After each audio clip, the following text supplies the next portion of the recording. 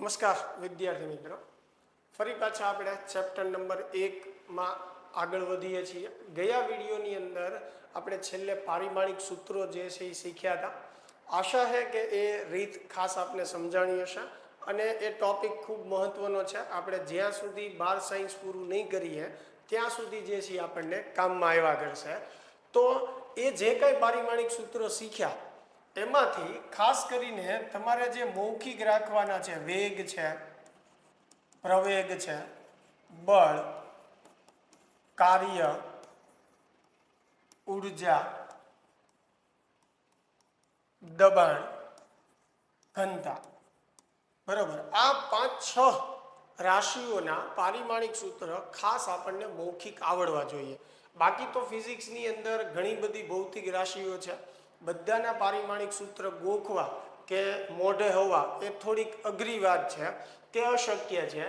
હા, પણ આપણે બનાવી શકાય. ગયા લેક્ચરમાં જે છે મેં તમને શીખવાડ્યું હતું કે પારિમાણિક સૂત્ર અને એકમ આપણે કઈ રીતે બનાવી શકીએ. ફક્ત 2 થી 5 સેકન્ડ આપણને બનાવતા લાગે તો દરેક રાશિના ગોખવાની જરૂર નથી. 5 થી 7 રાશિ જે છે એનો ઉપયોગ વારંવાર આવ્યા કરશે. તો આ જે રાશિઓ છે એના પારિમાણિક સૂત્રો જે છે એ આપણને મોઢે હોવા જોઈએ, જેથી કરીને એના ઉપયોગથી આપણે જે કાંઈ MCQ કે દાખલાઓ સોલ્વ કરવાના હોય એ ફટાફટ જે છે એ થઈ શકે. ચાલો, હવે જે છે આગળના ટોપિક ઉપર જઈએ તો સૌથી પહેલી વાત કે આપણે પારિમાણિક સૂત્ર શીખ્યા ત્યારે વિદ્યાર્થીના મનમાં એક પ્રશ્ન હોય કે સાહેબ આ ભૌતિક વિજ્ઞાનમાં શું કામ લાગશે, આનો ઉપયોગ શું કામ આપણે શીખીએ છીએ. તો સૌથી પહેલી વાત કે ક્યાંક તો એનો ઉપયોગ થતો હોય તો જ આપણે શીખતા હોય, બરોબર છે. એટલે સૌથી પહેલી વાત જરૂરી એ છે કે પહેલાં વ્યવસ્થિત શીખી લઈએ. બાકી એને ક્યાં એપ્લાય કરવાનું છે એ પછી આપણે કરીએ. એટલે ગયા લેક્ચરમાં આપણે પારિમાણિક સૂત્ર શીખ્યા અને મને આશા છે કે વ્યવસ્થિત તમે જોઈ લીધું હશે. હવે આ લેક્ચરની અંદર આપણે પારિમાણિક સૂત્રો જે છે એના ઉપયોગ એટલે કે ભૌતિક વિજ્ઞાનની અંદર એ આપણને ક્યાં ક્યાં કામ લાગે છે, એનો ભૌતિક વિજ્ઞાનમાં ઉપયોગ ક્યાં થાય છે એ આપણે જોવાનું છે. તો તમે હેડિંગ જે છે આવી રીતે આપી શકો છો: પારિમાણિક સૂત્રના ઉપયોગ.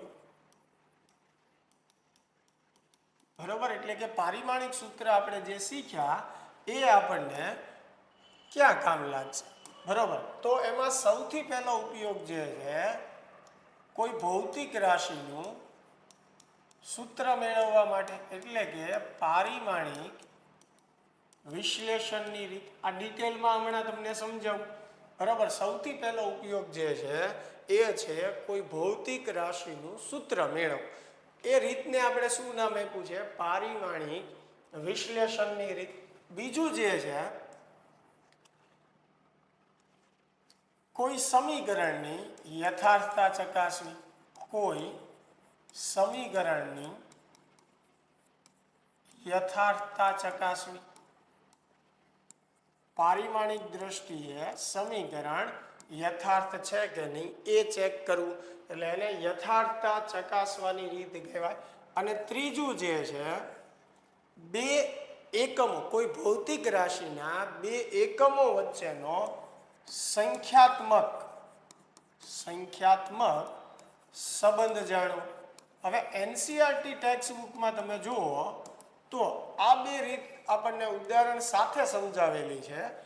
આનું ખાલી આપણને ટેક્સ્ટ બુકમાં કદાચ નામ આપેલું હોય પણ એમાં કોઈ વધારે ડિટેલ કે ઉદાહરણ આપણને આપેલું નથી. પણ આપણે 3 ઉપયોગ જે છે એ ઉદાહરણ સાથે એકદમ વ્યવસ્થિત જોવાના છીએ.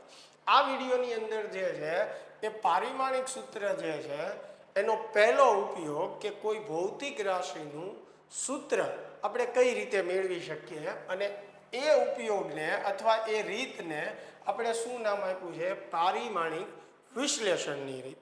બરોબર છે, એટલે કે કોઈ ભૌતિક રાશિનું સૂત્ર ધારવું. ચાલો, તો સૌ પ્રથમ જે છે એ આપણે પારિમાણિક વિશ્લેષણની રીત અથવા તો પારિમાણિક સૂત્રની મદદથી કોઈ ભૌતિક રાશિ જે છે એનું સૂત્ર કઈ રીતે ધારવી શકાય એની આપણે વાત કરશું. હવે સમજો કે ભાઈ દાખલા તરીકે પદાર્થની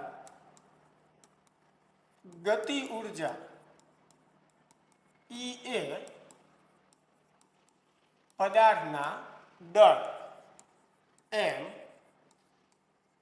અને વેગ v પર આધાર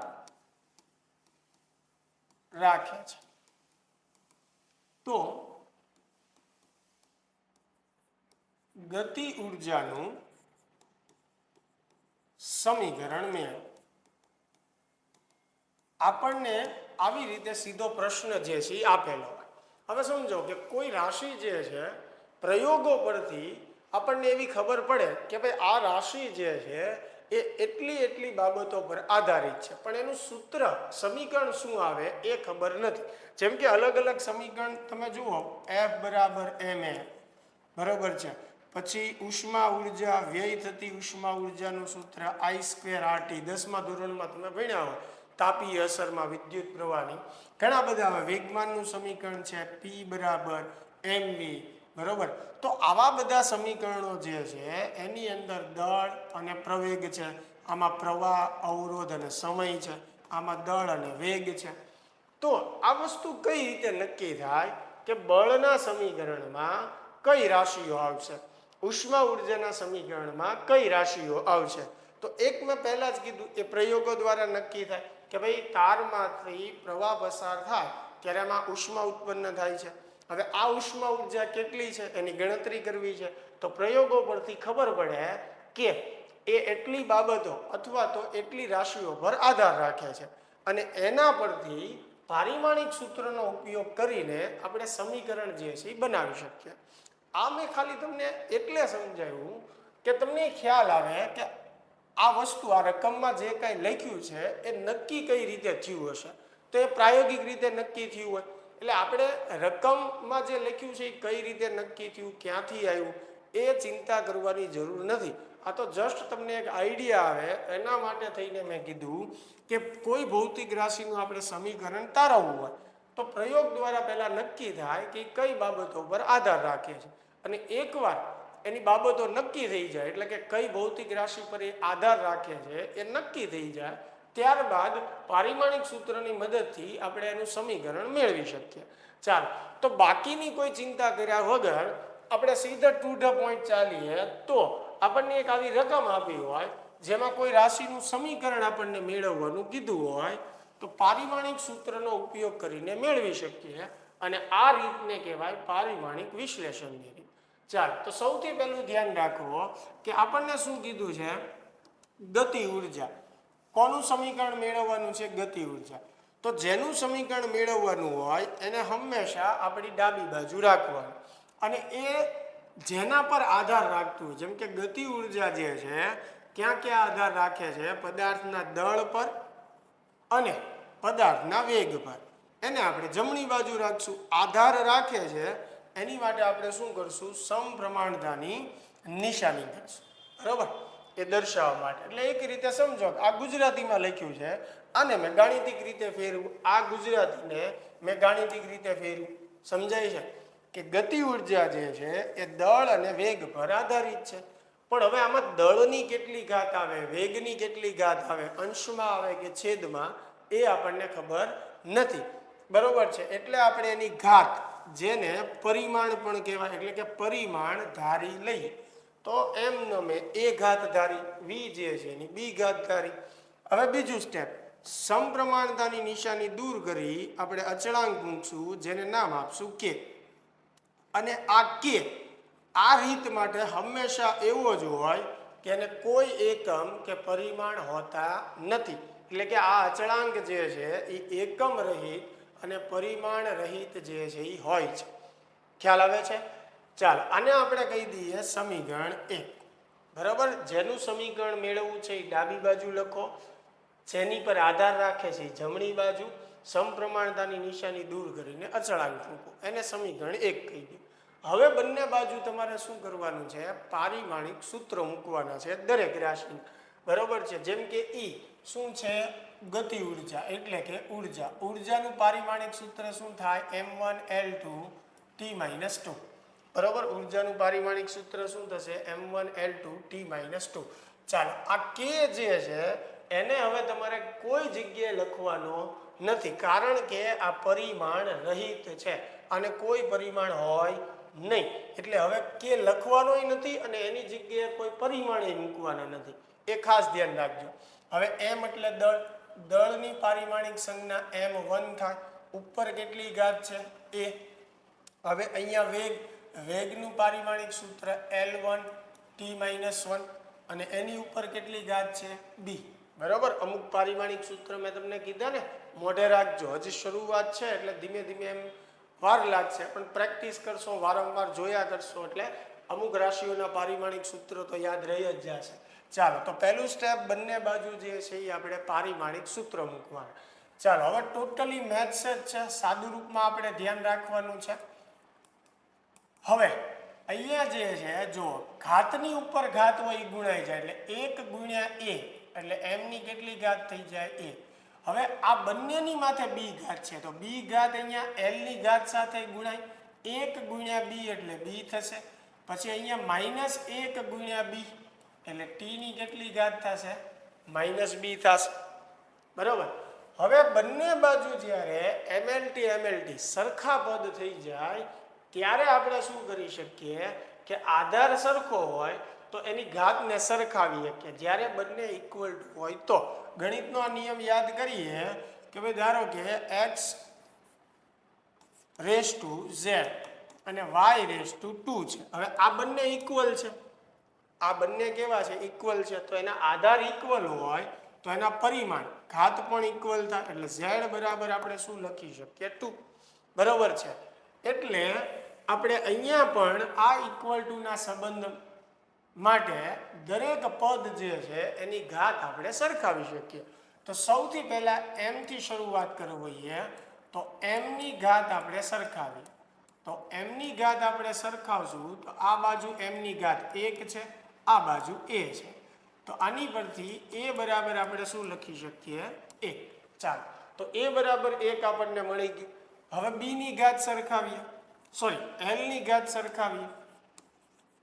l ની ઘાત સરખાવતા ચાલો, તો આ બાજુ l ની ઘાત કેટલી છે? 2. આ બાજુ જે છે એ કેટલી છે? b. તો b બરાબર કેટલું થશે? 2. રેડી? તો આપણે જે ઘાત ધારી હતી, પરિમાણ ધાર્યા હતા a અને b આપણને મળી ગયા. તો હવે આગળ t ની ઘાત સરખાવવાની જરૂર નથી. કદાચ તમે તો પણ સરખાવો છો તો આ બાજુ t ની ઘાત -2 છે, આ બાજુ t ની ઘાત -b છે, માઇનસ માઇનસ કેન્સલ, તો b બરાબર કેટલું આવે? 2 આવે, જે ઓલરેડી આપણને મળી ગયું છે. એટલે અહીંયા જેટલું આવે છે એટલું જ અહીંયા આવવું જોઈએ. જો બે જગ્યાએ b ની કિંમત જુદી જુદી આવે તો એનો અર્થ એવો થયો કે તમે સાદું રૂપમાં ભૂલ કરી છે. b ની કિંમતની વાત છે, કેમ કે એકવાર તો b અહીંયા મળી ગયું, કેટલું આવ્યું? 2. તો આગળ કોઈ પણ જગ્યા મેળવો છો તો એટલું જ આવવું જોઈએ. જુદું જુદું આવે તો આપણે સાદું રૂપમાં ભૂલ કરી હોય. સમજાય છે? ચાલો, a અને b મળી ગયું તો t ની ઘાત સરખાવવાની જરૂર નથી, સ્ટેપ વધારવા ખોટા. ચાલો, હવે એ કિંમત તમારે સમીકરણ 1 માં મૂકવાની. ચાલો, તો e બરાબર શું થશે? કે m ની a ઘાત, a એટલે કેટલું છે? 1. પછી v ની b ઘાત, p એટલે કેટલું છે? 2. ચાલો, માથે એક ઘાત છે m ની, તો 1 ન લખીએ તો પણ 1 જ ગણાય એટલે kmv². લ્યો, આ ગતિ ઉર્જાનું સમીકરણ થઈ ગયું. હવે મોટા ભાગના કેસમાં તમને k ની કિંમત જે છે આપેલી હોય, જેમ કે આ રકમની અંદર મોટા ભાગે આપણને કીધેલું હોય કે k બરાબર 1/2 લ્યો, એટલે કે અચળાંકની કિંમત તમારે 1/2 લેવાની છે. તો e બરાબર k ની જગ્યાએ 1/2 મૂકીએ તો સૂત્ર બની જશે 1/2mv². આ ગતિ ઉર્જાનું સૂત્ર થઈ ગયું. આવી રીતે કોઈ પણ ભૌતિક રાશિ જે છે એનું સૂત્ર, પારિમાણિક સૂત્રનો આપણે ઉપયોગ કરીને મેળવી શકીએ. આ આખી રીતને પારિમાણિક વિશ્લેષણની રીત કહેવાય. સમજાય છે? આ પહેલો ઉપયોગ છે પારિમાણિક સૂત્રનો. ટોટલ 3 ઉપયોગ આપણે શીખવાના છીએ. એમાંથી પહેલો ઉપયોગ કે ભાઈ ભૌતિક વિજ્ઞાનમાં આ પારિમાણિક સૂત્ર આપણને ક્યાં કામ લાગે છે, એમાંથી આપણે આ પહેલું શીખીએ છીએ. ચાલો, લખવું હોય તો વિડીયોને પોઝ કરીને લખી લેજો. હવે જે છે એની પછી બીજા આવા આપણે એક્ઝામ્પલ જોઈએ. ચાલો, એક સુવાહક તાર જે છે, બરોબર, વિદ્યુત પ્રવાહ પસાર કરતા ઉદ્ભવતી ઉષ્મા ઉર્જા તારમાંથી પસાર થતા વિદ્યુત પ્રવાહ I, તારના અવરોધ R અને વિદ્યુત પ્રવાહ પસાર થવાના સમય T પર આધાર રાખે છે. આ હકીકતનો ઉપયોગ કરીને ઉષ્મા ઉર્જાનું સૂત્ર તારો કે બરાબર 1 લેવાનું આપણને કીધેલું છે. ચાલો હવે સમજો ઉષ્મા ઉર્જાનું સૂત્ર તારવવાનું. ઉષ્મા ઉર્જાને હું નામ આપી દઉં W. બરાબર, કઈ કઈ બાબત પર આધાર રાખે ધ્યાનથી રકમ વાંચો. વિદ્યુત પ્રવાહ I એટલે I લખીએ, તારના અવરોધ R એટલે R લખીએ અને પસાર થતા સમય T પર. મેં કીધું ને જેનું સૂત્ર તારવવાનું છે એને ડાબી બાજુ લખો, જેના પર આધાર રાખે છે એને જમણી બાજુ લખો. એમાં કેટલી ઘાત આવે છે એ આપણને નથી ખબર, એટલે જેટલા પદ હોય, 2 પદ હોય તો બંને 2 પદની ઘાત ધારવાની, 3 હોય તો 3. બરોબર, કાં તો તમને 2 પદ આપેલા હશે કાં તો 3. 3 થી વધારેના પદ હોય તો આ રીત જે છે એ ન ચાલે. એટલે આપણને આ રીતમાં ક્યારેય 3 થી વધારે પદ આપેલા હશે નહીં. બરોબર છે. ચાલો તો 3 પદ છે એટલે ત્રણેયની ઘાત જે છે આપણે ધારી લીધી. હવે અચળાંક મૂકીએ આપણે સમપ્રમાણતાની નિશાની દૂર કરીને. ચાલો તો અચળાંક આપણે મૂકી દીધો કે આને કહી દીધું સમીકરણ 1. સમીકરણ 1 પછી આપણે શું કરવાનું છે, બંને બાજુ દરેક રાશિના પારિમાણિક સૂત્રો મૂકવાના. તો આ W જે છે ઉષ્મા ઉર્જા છે, ઉર્જાનું પારિમાણિક સૂત્ર M1 L2 T-2. કે મેં કીધું હતું અગાઉ જ તમને કે પરિમાણ રહિત હોય છે એટલે એને નહીં લખવાનો અને એની જગ્યાએ પણ કાંઈ નથી લખવાનું. હવે I એટલે પ્રવાહ, પ્રવાહ માટે પારિમાણિક સંજ્ઞા A એટલે A1 લખીએ, ઉપર A ઘાત. બરોબર, આ સમજો ધ્યાનથી.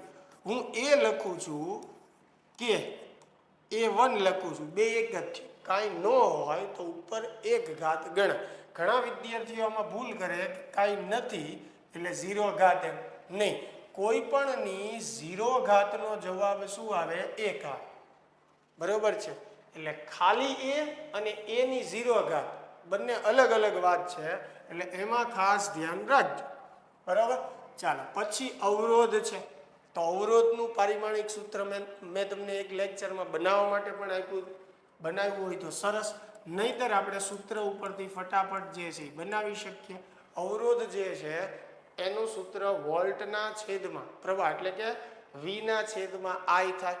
હવે વોલ્ટની જગ્યાએ આપણે શું લખી શકીએ, જૂલના છેદમાં કુલમ. પ્રવાહ માટે શું લખીએ કે એકમ એમ્પિયર. તો અવરોધનો એકમ એક આવી રીતે લખી શકીએ, જૂલના છેદમાં એમ્પિયર ઇન્ટુ કુલમ. હવે જૂલ એટલે ઉર્જા, ઉર્જાનું પારિમાણિક સૂત્ર મૂકીએ ઉપર, છેદમાં અહીંયા એમ્પિયર એટલે પ્રવાહ, પ્રવાહ માટે સંજ્ઞા A1 જ છે. કુલંબ એટલે વિદ્યુતભાર, વિદ્યુતભારનું પારિમાણિક સૂત્ર શું થાય, A1 T1. ચાલો આનું સાદુરૂપ તમે આપો તો M1. હવે L વાળું એક જ પદ છે એમનેમ. T વાળું પદ જુઓ, આ +1 ઉપર જશે તો -1 થાય. આધાર સરખો, ઘાતનો સરવાળો ઉપર કેટલા છે -2, +1 ઉપર જાય તો -1 એટલે T ની કેટલી ઘાત થશે, -3 ઘાત થશે. હવે નીચે જુઓ A1 એટલે A2 થશે, એ A2 ઉપર લ્યો તો એ પણ શું થઈ જશે, માઇનસ. એટલે અવરોધનું આપણને સીધું મોઢે ન આવડતું હોય તો આવી રીતે બનાવી શકીએ, થોડીક વાર લાગે એમાં. ચાલો અહીંયા અવરોધનું પારિમાણિક સૂત્ર જે છે આપણે મૂકીએ, M1 L2 T-3 A-2. હવે એની ઉપર પાછી કેટલી ઘાત છે, B. પારિમાણિક સૂત્ર લખ્યા પછી ઉપર જે ઘાત છે એ લખવાનું ભૂલવાનું નથી. બરોબર છે. ચાલ એની પછી સ્મોલ t એટલે સમય, સમય માટે પારિમાણિક સંજ્ઞા T એટલે કે T1, એની ઉપર C ઘાત. ચાલો બંને બાજુ પારિમાણિક સૂત્રો જે છે આપણે મૂકી દીધા. આ બાજુનું પદ એઝ ઇટ ઇઝ જ આવશે જ્યાં સુધી આપણે ઘાત નહીં સરખાવી. સૌ પ્રથમ આ બાજુ જે છે MLT સ્વરૂપે પદ લાવી દેવાના. એની માટે પહેલું સ્ટેપ, ઘાતની માથે ઘાત છે એ ગુણાઈ જાય એટલે 1 ગુણ્યા A એટલે A. હવે આ ચારેયની માથે B ઘાત છે એટલે ચારેય સાથે B ગુણાશે એટલે 1 ગુણ્યા B એટલે B, 2 ગુણ્યા B એટલે 2B, -3 ગુણ્યા B એટલે -3b અને -2 ગુણ્યા b એટલે -2b. રેડી? ચાલો હવે અહીંયા 1 ગુણ્યા c એટલે t ની કેટલી ઘાત આવશે? c. ચાલો ઘાત ગુણી નાખી. હવે જમણી બાજુ શું કરવાનું? આધાર સરખો હોય ત્યાં ઘાતનો સરવાળો. m વાળું પદ જુઓ બીજું એકેય નથી એટલે m ની b ઘાત. l વાળું પદ પણ એકેય બીજું નથી એટલે 2b. પણ t વાળા પદ બે છે જુઓ, તો આ બે આધાર સરખા થયા એની ઘાતનો સરવાળો એટલે -3b વત્તા c. ચાલો એ વાળા પદ પણ બે છે તો a ની ઘાતનો સરવાળો થશે. અહીંયા a ઘાત છે, અહીંયા -2b. રેડી? તો આ બાજુ 4 પદ છે m l t અને a. આ બાજુ a નથી તો તમે આમ લખી શકો. આવું થાય ત્યારે m1 l2 t - 2 એમ. અહીંયા a છે જ નહીં એટલે a ની કેટલી ઘાત કહેવાય? 0. તો હવે બે બાજુ 4 પદ તમે સમજી શકો. તો સૌથી પહેલા આપણે m ની ઘાત સરખાવીએ. બરાબર? તો m ની ઘાત આપણે સરખાવીએ તો આ બાજુ m ની ઘાત કેટલી છે? 1. આ બાજુ જે છે m ની ઘાત કેટલી છે? b. તો આના પરથી b બરાબર આપણને શું મળે? 1. હવે એવું જરૂરી નથી કે m થી જ શરૂઆત કરવી. આ બંને ઇક્વલ ટુ છે, કોઈ પણ નહીં તમે પહેલા ઘાત સરખાવી શકો. બરાબર? ચાલો હવે હું l ની ઘાત સરખાવીશ તો પણ તમે જુઓ આ બાજુ l ની 2 ઘાત, આ બાજુ 2b એટલે 2 બરાબર 2b લખાય. તો આમાંથી મને મળશે તો b જ છે, તો b તો મને મળી ગયો છે. તો l ની ઘાત સરખાવવામાં સમય બગાડાય નહીં. ચાલો એની પછી જે છે આપણે t ની ઘાત સરખાવીએ. તો t ની ઘાત જે છે એ સરખાવીએ તો આ બાજુ t ની ઘાત કેટલી છે? -2. આ બાજુ t ની ઘાત કેટલી છે? -3b વત્તા c છે. ચાલો b તો આપણી આગળ છે તો c ને સૂત્રનો કરતા બનાવી. આ બાજુ -2 એમનામ, -3b આ બાજુ આવશે તો +3b થશે. બરાબર? ચાલો b ની કિંમત જે છે એ મૂકી દઈએ. કેટલું છે? b બરાબર 1. ચાલો 3 - 2 એટલે 1 આવશે. તો c બરાબર પણ આપણને શું મળશે? 1. ચાલો હવે b મળી ગયું, c મળી ગયું, તો શું બાકી રહ્યું? a. બરોબર છે? ચાલો આ ભૂસી નાખું છું. લખવાનું હોય તો ખાસ વિડીયો પોઝ કરીને લખી લેવાનું. ચાલો હવે આ જે છે એને કાઢી નાખીએ આપણે. ઘાત સરખાવવાની હતી ને. ચાલો હવે t જે છે એની ઘાત તો આપણે સરખાવી દીધી. એની ઘાત જે છે આ બાજુ કેટલી હતી? 0. બરાબર? મેં ભૂસી નાખ્યું પણ થોડુંક રહી ગયું એટલે વાંધો નહીં. આ બાજુ a ની ઘાત કેટલી હતી? 0 હતી. અને આ બાજુ a ની ઘાત કેટલી છે? a - 2b છે. બરાબર? હવે કાઢી નાખીએ એટલે પછી વાંધો.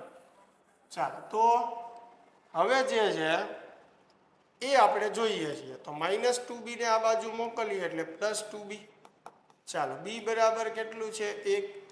તો 2 ગુણ્યા 1 એટલે 2. ચાલો a બરાબર કેટલું થશે? 2. મળી ગયું a b c ત્રણેય. એને સમીકરણ 1 ની અંદર મૂકી દઈએ એટલે w બરાબર જે છે કે i ની a ઘાત. a એટલે કેટલું છે? 2. r ની b ઘાત.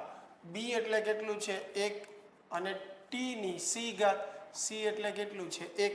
હવે w બરાબર કે i² r t આવ્યું. k ની કિંમત કેટલી લેવાની કીધી છે? 1. તો આની જગ્યાએ 1 મૂકી દઉં તો w બરાબર i² અને અહીંયા 1 ન લખીએ તો પણ એ 1 જ ગણાય. એટલે સૂત્ર શું થઈ ગયું? w બરાબર i² r t. એની પછીનો પ્રશ્ન છે કે ઉર્જા E, વેગમાન p અને બળ F ને મૂળભૂત એકમો તરીકે સ્વીકારવામાં આવે તો નવી એકમ પદ્ધતિમાં દળનું પારિમાણિક સૂત્ર શું થાય? કોનું પારિમાણિક સૂત્ર આપણે મેળવવાનું છે? દળનું. તો સૌપ્રથમ જે છે દળને આપણે ડાબી બાજુ લખશું. હવે મૂળભૂત રાશિ તરીકે કોને આપણે લખવાનું છે? તો કે ઉર્જા E, વેગમાન p અને બળ જે છે F. બરાબર? એને મૂળભૂત રાશિ તરીકે લેવાના છે. તો આપણે આમ લખીએ કે m સમપ્રમાણમાં E, P અને F. હવે એની ઘાત આપણને નથી ખબર એટલે ધારી લઈએ a b c, જેને આપણે પરિમાણ કહીએ છીએ. એટલે કે એના પરિમાણ મેં ધારી લીધા a b c. હવે અચળાંક જે છે એ મૂકીએ આપણે. એટલે m બરાબર k e⁻ a p⁻ b અને એફ રેસ ટુ સી, અને આપણે કહી દઈએ સમીકરણ 1. ચાલો હવે બે બાજુ પારિમાણિક સૂત્ર મૂકીએ. દળ માટે m1 L0 T0. કે જે છે એ એકમ રહિત અને પરિમાણ રહિત જ હોય આ રીતમાં, એટલે એની માટે કોઈ પારિમાણિક સૂત્ર આવશે નહીં અને એને પણ લખવાનો નથી, કારણ કે આપણે પારિમાણિક સૂત્ર મૂકીએ છીએ. ચાલો ઈ જે છે ઉર્જા છે, ઉર્જા માટે m1 L2 T-2 એની જે છે એ ઘાત.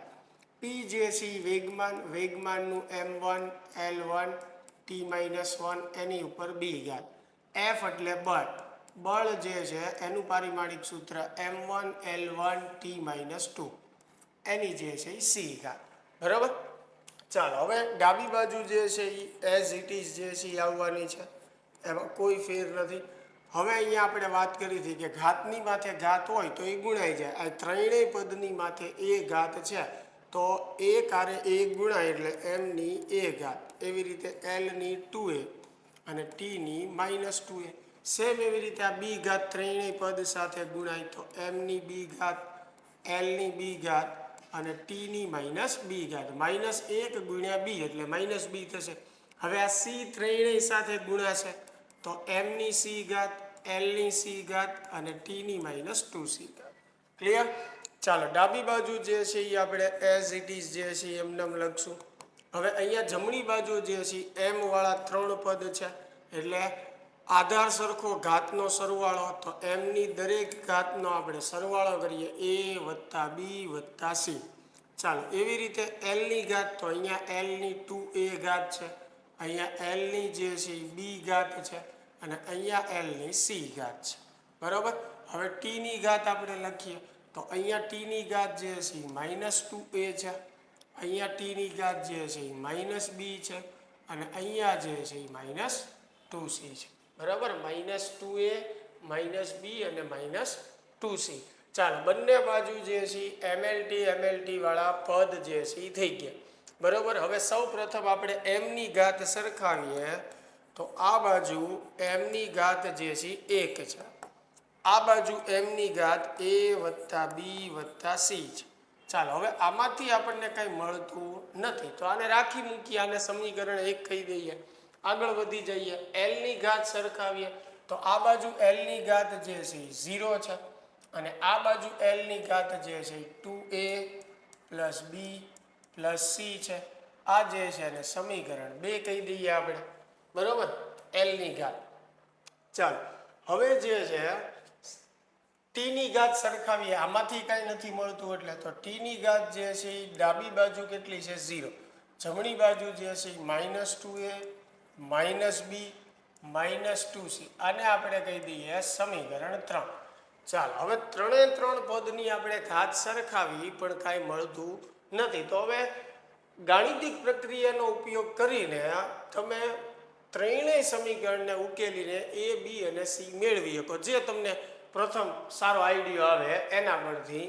અહીંયા મને એવો વિચાર આવે કે આ બંને સમીકરણનો હું સરવાળો કરી નાખું, એટલે આ બાજુ 0 + 0 0 આવશે, અહીંયા 2a - 2a 0 + b - b 0, c -2c એટલે -c થશે.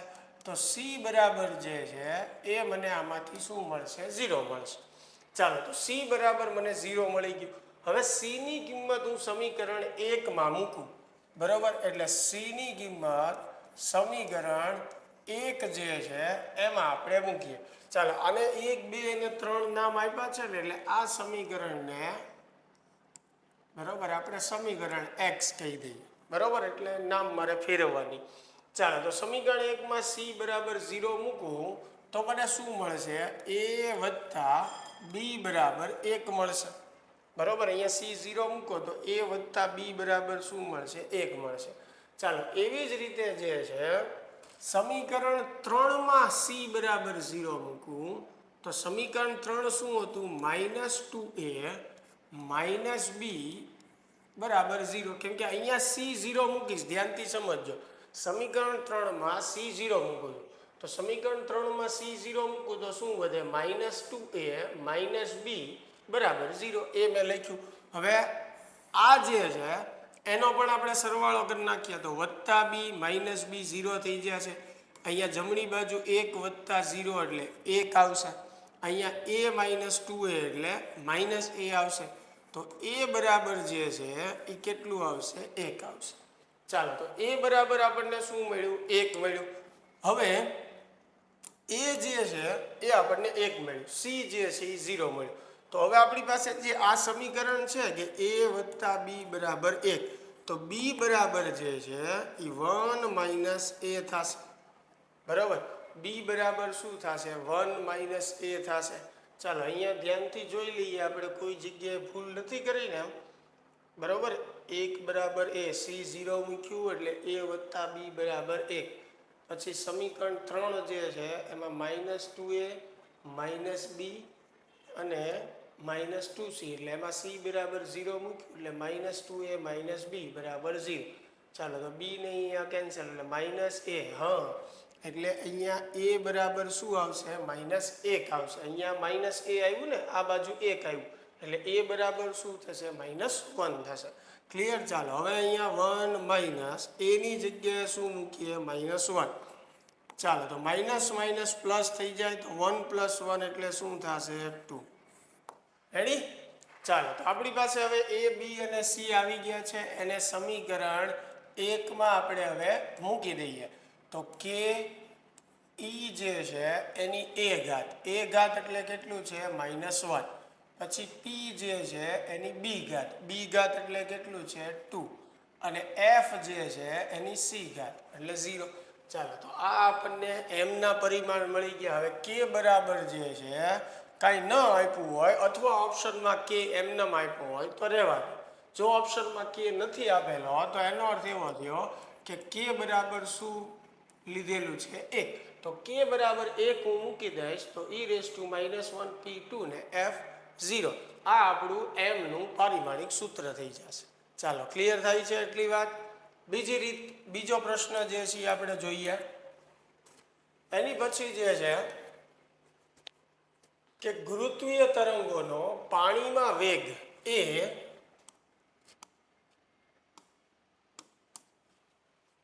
λ⁴ ρ⁴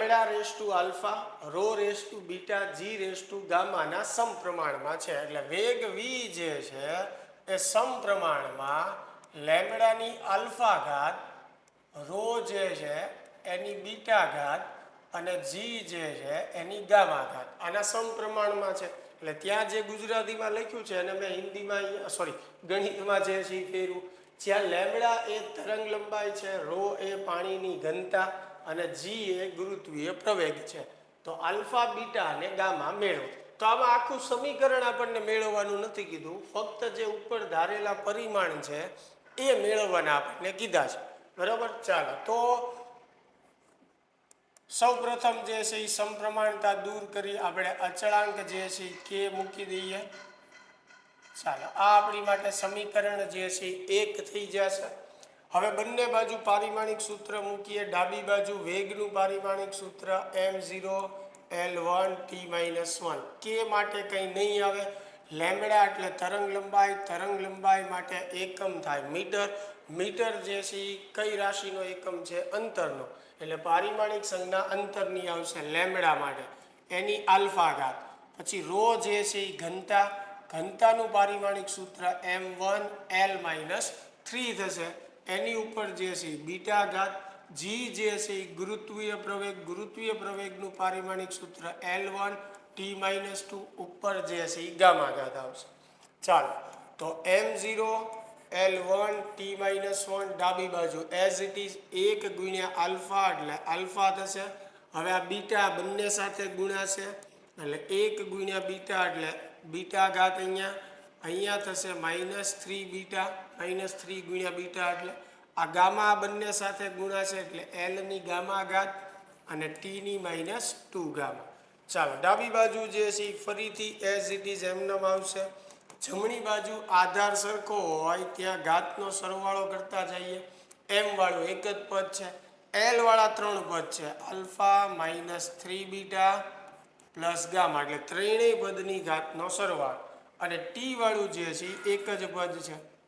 ચાલો, ક્લિયર? હવે સૌ પ્રથમ જે છે એ આપણે m ની ઘાત સરખાવીએ. ચાલો એમની ઘાત જે છે આપણે સરખાવશું તો આ બાજુ 0 છે અને આ બાજુ જે છે એ બીટા છે. તો આની ઉપરથી આપણને બીટા બરાબર શું મળશે? 0 મળશે. ચાલો પહેલી કિંમત આપણને મળી ગઈ કે બીટા બરાબર 0. હવે એની ઘાત હું સરખાવીશ તો બીટા તો મારી પાસે છે પણ આલ્ફા અને ગામા નથી, એટલે બીજું એમાંથી કંઈ નહીં મળે. એટલે સૌથી પહેલાં હું ટીની ઘાત જે છે એ સરખાવું છું. તો ટીની ઘાત આપણે સરખાવીએ તો આ બાજુ ટીની ઘાત જે છે એ કેટલી છે? -1 બરાબર. આ બાજુ ટીની ઘાત કેટલી છે? -2 ગામા. માઇનસ માઇનસ કેન્સલ, તો ગામા બરાબર 2 આવશે. કેટલું મળશે? 1/2 મળશે. ચાલો ગામા પણ મળી ગયું. હવે આપણે એલની ઘાત સરખાવીએ. ચાલો તો એલની ઘાત આપણે સરખાવીએ. આ બાજુ એલની ઘાત જે છે એ કેટલી છે? 1 છે બરોબર. આ બાજુ એલની ઘાત કેટલી છે? Alpha -3 beta plus gamma. ચાલો ધ્યાન છે ને અહીંયા સમજવામાં ધ્યાન રાખજો બરોબર, એટલે બધા સ્ટેપ ખ્યાલ આવશે. ચાલો 1, હવે આલ્ફા જે છે એ મેળવવાનું બાકી છે. 3 બીટા જે છે એ કેટલું છે? 0 છે અને ગામા જે છે એ 1/2 છે. ચાલો આ પદ 0 થઈ જશે. આલ્ફા આપણે જોઈતું છે. આ 1/2 આ બાજુ આવશે +1/2, તો શું થશે? -1/2. હવે 1 માંથી 1/2 કાઢો તો જવાબ શું આવશે? 1/2 આવશે. સીધું જ છે. એમ ન ખબર પડે તો લસા લઈએ. આ 2 લસા લઈ લો તમે બરોબર. એ 2 અહીંયા ગુણ્યા છે એટલે 2 - 1. આ 2 અહીંયા ગુણ્યા 2 - 1. 2 - 1 એટલે 1 થશે છેદમાં 2 થઈ ગયું. તો એવી રીતે કરી શકો. ચાલો તો આલ્ફા જે છે એ કેટલું આવ્યું? 1/2. હવે આ રકમમાં આપણને ફક્ત આલ્ફા બીટા અને ગામા જ મેળવવાનું કીધું હતું. તો અહીંયા આપણો પ્રશ્ન જે છે એ પૂરો થઈ જાય છે. જો વેગનું સમીકરણ તારવવાનું પૂછવું હોય તો હજી આલ્ફા અને બીટાની કિંમત આમાં મૂકીને આપણે આનું સમીકરણ જે છે એ દર્શાવવું પડે. એટલે પ્રશ્નમાં જેટલું આપણને પૂછવું હોય એટલું જે છે એ આપણે તારવવાનું છે. ચાલો ક્લિયર થાય છે? શાંતિથી વ્યવસ્થિત જોઈ લેવાનું. ચાલો એની પછી આગળ બીજો પ્રશ્ન કરીએ એટલે વ્યવસ્થિત આપણને પ્રેક્ટિસ જે છે એ થતી જાય. ચાલો એની પછી પ્રશ્ન જે છે કે ગુરુત્વાકર્ષણની અસર નીચે મુક્ત પતન કરતા પદાર્થનો h મીટર અંતર કાપ્યા બાદ વેગ v છે. જો વેગ v ગુરુત્વ પ્રવેગ g અને અંતર h પર આધાર રાખતો હોય તો પારિમાણિક વિશ્લેષણની રીતે સાબિત કરો કે v બરાબર k √g × h થાય. બરોબર છે. ચાલો તો વેગ જે છે એનું સમીકરણ મેળવવાનું છે. કોના પર આધાર રાખે છે? g અને h પર. એટલે v સમપ્રમાણમાં g × h. હવે g અને h ના આપણે પરિમાણ ધારી લઈએ a અને b. ચાલો બીજું સ્ટેપ આપણું સમપ્રમાણતાની નિશાની દૂર કરી અને અચળાંક મૂકવાનું છે. આને આપણે સમીકરણ 1 કહી દઈએ. હવેનું સ્ટેપ આપણું શું છે? બંને બાજુ આપણે પારિમાણિક સૂત્રો મૂકવાના. અહીંયા વેગ છે એટલે વેગનું પારિમાણિક સૂત્ર મૂકીએ. કે માટે તો આપણે અગાઉ જ વાત કરી, કાંઈ નહીં આવે. g એટલે પ્રવેગ છે, પ્રવેગ માટે L1t - 2 આવશે. h એટલે ઊંચાઈ, ઊંચાઈ અંતરમાં આવે, અંતર માટે પારિમાણિક સંજ્ઞા L થાય એટલે L1 લખશું. ચાલો ડાબી બાજુ જે છે એ એઝ ઇટ ઇઝ આપણે રાખીએ છીએ. હવે આ a જે છે આ બંને સાથે ગુણાશે એટલે L ની a ઘાત t - 2a ઘાત. આ b જે છે અહીંયા ગુણાશે એટલે L ની કેટલી ઘાત થશે?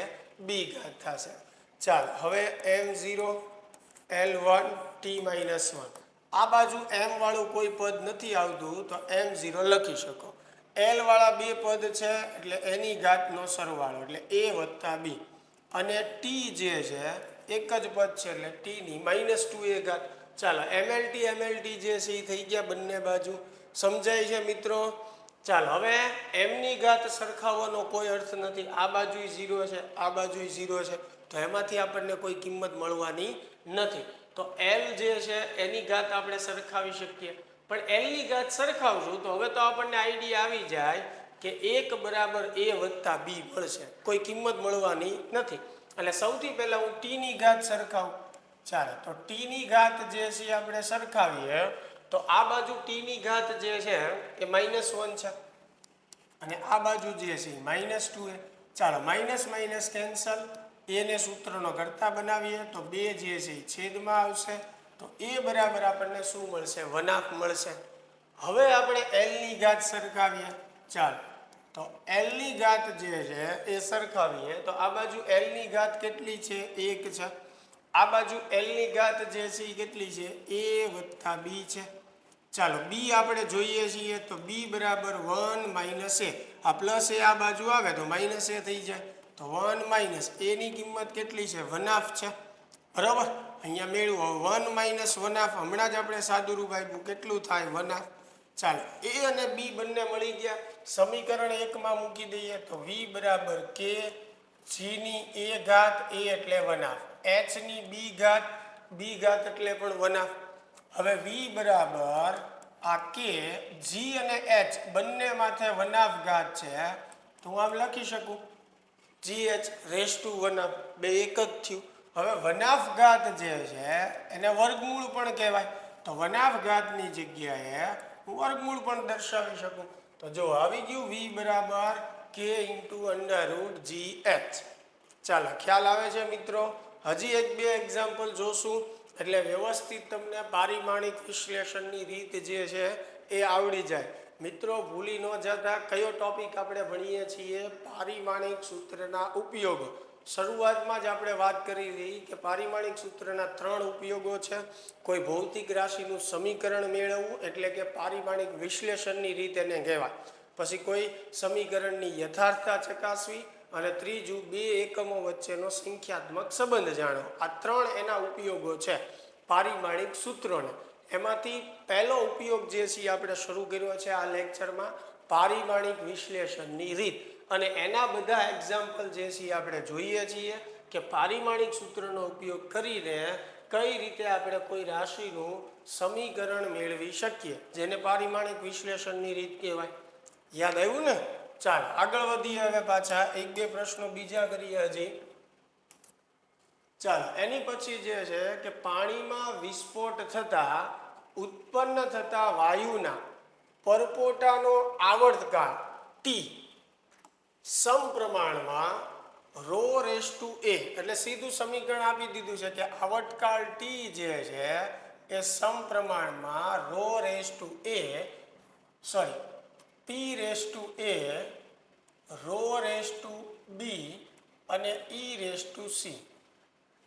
બરાબર, જ્યાં રો એ પાણીની ઘનતા, p એ દબાણ અને e એ વિસ્ફોટની ઉર્જા છે. એટલે આ સમીકરણમાં p દબાણ બતાવે છે, રો ઘનતા બતાવે છે અને e જે છે એ ઉર્જા બતાવે છે.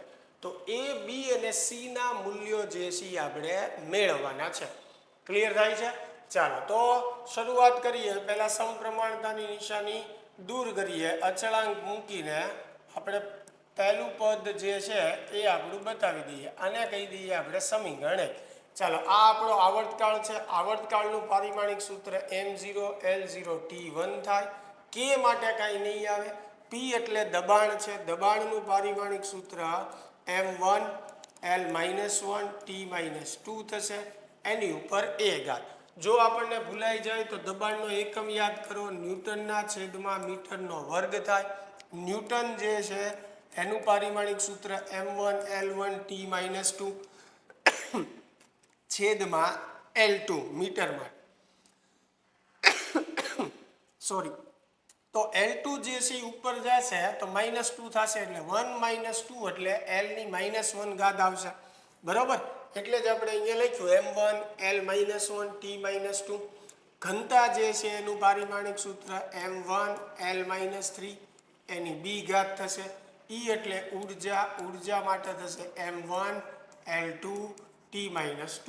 પારિમાણિક સૂત્રો મૂકવામાં ભૂલ કરવાની નહીં, ગાણિતિક સાદુરૂપમાં ધ્યાન રાખવાનું. ચાલો, m0L0T1 ડાબી બાજુ એમનો, આ a ઘાત ત્રણેય પદ સાથે ગુણાશે, m ની a ઘાત, l ની -a, t ની -2a ઘાત. આ b ઘાત આ બંને પદ સાથે ગુણાશે તો m ની b ઘાત, l ની -3b ઘાત. આ c જે છે એ ત્રણેય સાથે ગુણાશે, m ની c ઘાત, l ની 2c ઘાત અને t ની -2c ઘાત. ચાલો, ડાબી બાજુ જે છે એઝ ઇટ ઇઝ જમણી બાજુના પદમાં જ્યાં આધાર સરખો છે ત્યાં ઘાતનો સરવાળો, અહીંયા a ઘાત, અહીંયા mની b ઘાત, અહીંયા c ઘાત. ચાલો તો mની a plus b plus c ઘાત મળી. હવે lની ઘાત અહીંયા માઇનસ a છે, અહીંયા માઇનસ 3b છે અને અહીંયા છે 2c. એ ત્રણેયની ઘાતનો સરવાળો. ચાલો ટી વાળા બે પદ છે એટલે બે પદની ઘાતનો સરવાળો, અહીંયા માઇનસ 2a, અહીંયા માઇનસ 2c. ચાલો ક્લિયર થાય છે. હવે બંને બાજુ જે છે એમએલટી વાળા પદ થઈ ગયા.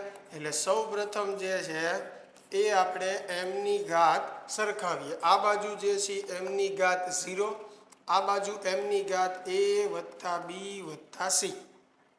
રેડી?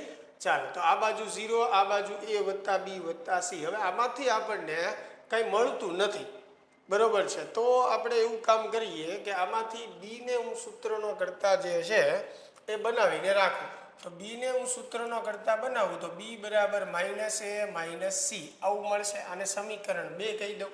આમાંથી બીને સૂત્રનો કરતા બનાવીએ તો પ્લસ a આ બાજુ આવે માઇનસ a, પ્લસ c આ બાજુ આવે માઇનસ c, એટલે b બરાબર આવું મળે છે. ચાલો એને રાખીએ. હવે જે છે એલની ઘાત જે છે આપણે સરખાવીએ.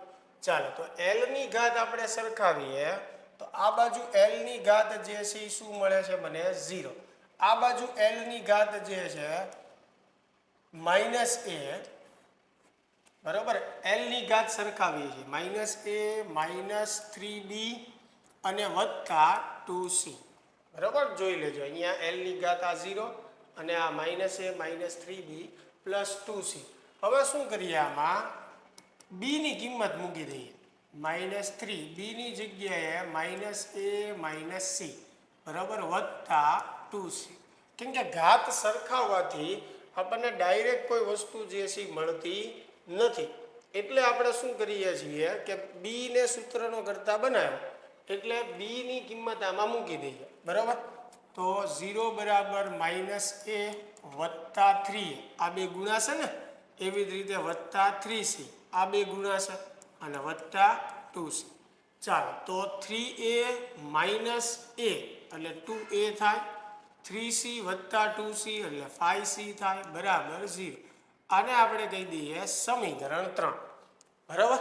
ચાલો હવે આપણે t ની ઘાત સરખાવીએ તો t ની ઘાત આપણે જ્યારે સરખાવશું, ચાલો તો આ બાજુ જે છે એ t ની ઘાત કેટલી છે 1 છે, બરાબર. અહીંયા જુઓ t ની ઘાત કેટલી છે 1 અને આ બાજુ જે છે એ -2a માઇનસ 2c છે, બરાબર.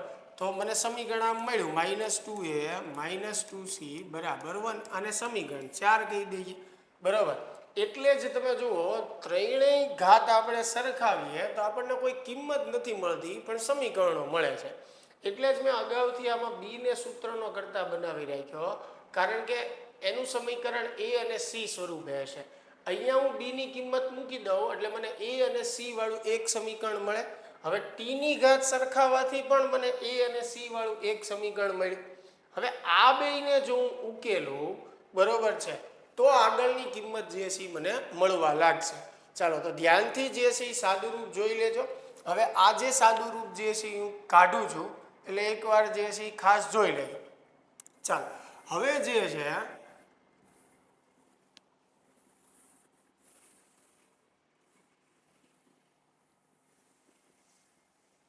અહીંયા સમીકરણ 3 અને 4 જે છે હું લખું તો 2a વત્તા 5c બરાબર 0 છે. એની નીચે -2a માઇનસ 2c બરાબર શું છે 1 છે. ચાલો તો +2a minus 2a cancel, 5 minus 2 એટલે 3c, 3c બરાબર 0 વત્તા 1 એટલે 1 થશે, બરાબર છે. ચાલો તો c બરાબર મને શું મળશે 1/3 મળશે. ચાલો c જે છે મને મળી ગઈ ફાઇનલ, બરાબર છે. હવે c ની કિંમત જે છે એ સમીકરણ 3 અથવા સમીકરણ 4 માં આપણે મૂકી દઈએ. દાખલા તરીકે હું સમીકરણ 3 માં મૂકું છું તો સમીકરણ 3 પરથી એવું આપણે લખીએ. ચાલો સમીકરણ 3 ની અંદર 2a + 5 c ની જગ્યાએ 1/3 બરાબર 0. તો 2a બરાબર આ પ્લસ વાળું પદ ઓલી બાજુ જશે તો માઇનસ થશે. તો a બરાબર આ બે નીચે ગુણાઈ જશે તો 3 દુ 6. ચાલો a બરાબર કેટલું થયું -5/6. તો c મળી ગયું, a મળી ગયું. હવે a અને c ની કિંમત સમીકરણ 2 માં મૂકી દઈએ તો આપણને b મળી જાય. ચાલો સમીકરણ 2 પરથી ચાલો તો b બરાબર -a. a કેટલું છે -5/6 માઇનસ c કેટલું છે 1/3.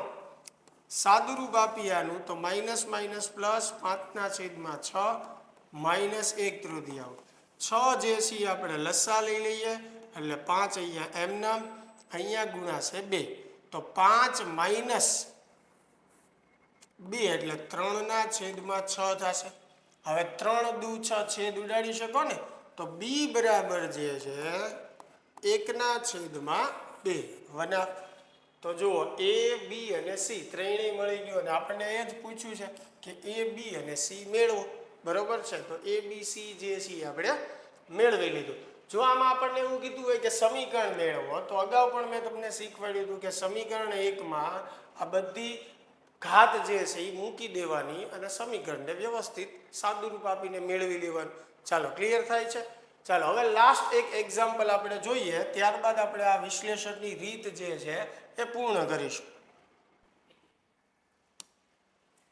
હવે તમારે ટેક્સ્ટબુકનું એનસીઆરટી ટેક્સ્ટબુકમાં ચેપ્ટર 1માં 5મું ઉદાહરણ જે છે એ આપેલું છે કે ભાઈ એક સાદા લોલકનો જે આવર્તકાળ છે એ લોલકના દળ m, લોલકની લંબાઈ l અને ગુરુત્વ પ્રવેગ g પર આધારિત હોય તો સાદા લોલકના આવર્તકાળનું સૂત્ર મેળવો. રકમ જે છે હું બોલી ગયો છું. ટેક્સ્ટબુક તમારી પાસે હોય તો ખાસ સાથે રાખજો એટલે રકમ શું છે એ ખ્યાલ આવે કે લોલકનો આવર્તકાળ જે છે એના દળ, એની લંબાઈ અને ગુરુત્વ પ્રવેગ g પર આધારિત હોય તો સાદા લોલકના આવર્તકાળનું સૂત્ર મેળવો. ચાલો આના પરિમાણ આપણે ધારી લઈએ a, b અને c.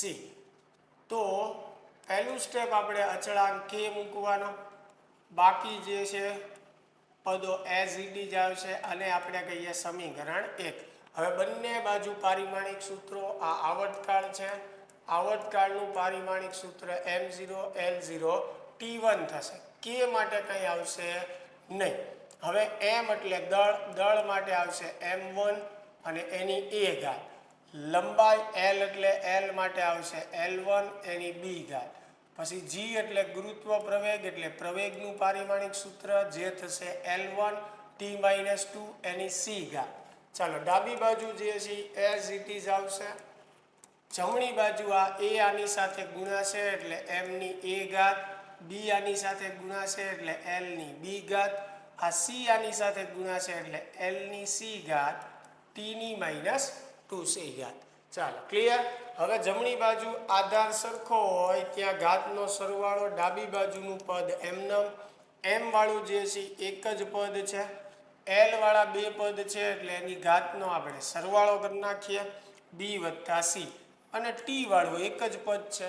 ચાલો બંને બાજુ mlt પદ આવી ગયા. હવે જે છે એ આપણે ઘાત સરખાવવાની.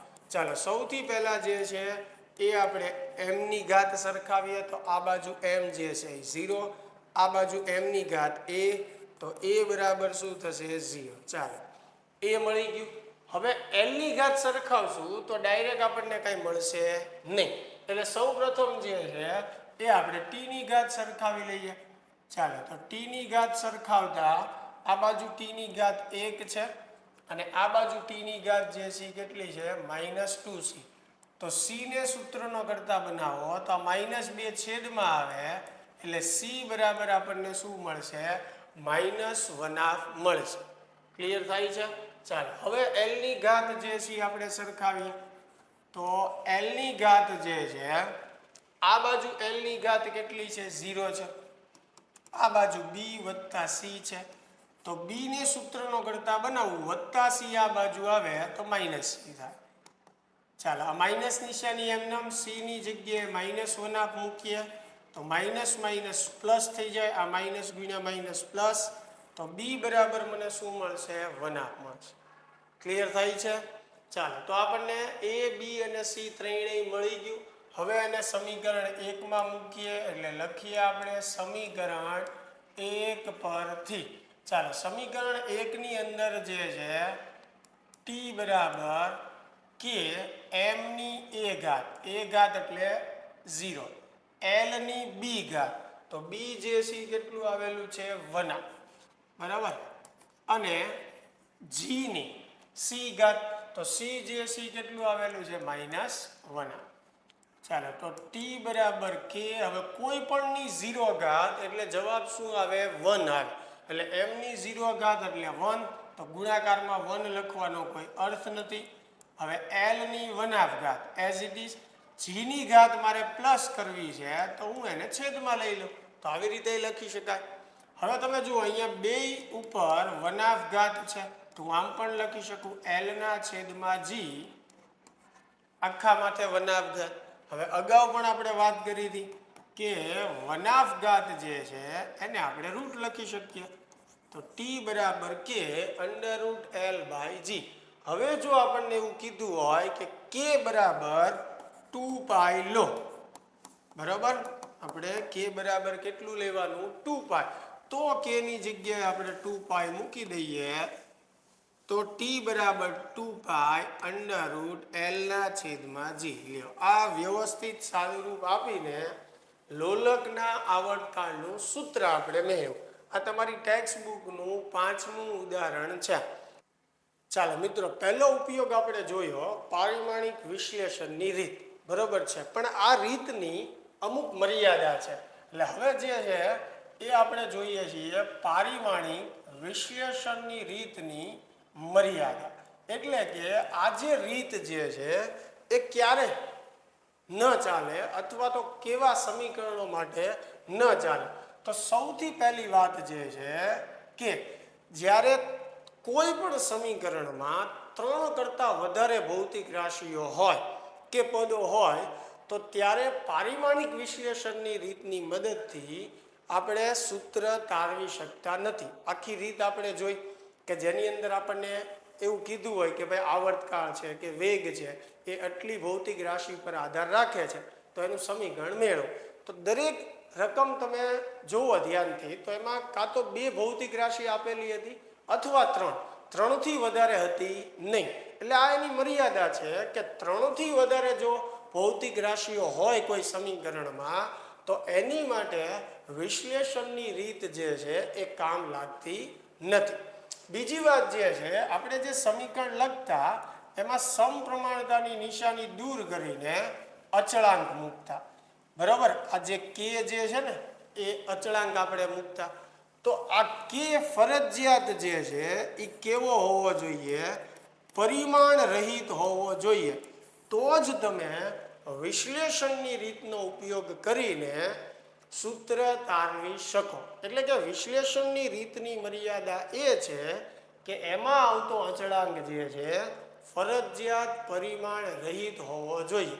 જો ન હોય તો વિશ્લેષણની રીતથી સૂત્ર ધારવી શકાય નહીં. જેમ કે 9-10 ધોરણની અંદર તમે ગુરુત્વ બળનું સૂત્ર ભણ્યા હશો, F બરાબર G m1m2/r², જ્યાં G જે છે એને ગુરુત્વાકર્ષણનો સાર્વત્રિક અચળાંક કહેવાય, અને આ સાર્વત્રિક અચળાંકનો એકમ ન્યૂટન ×મીટર² પ્રતિ kg² થાય.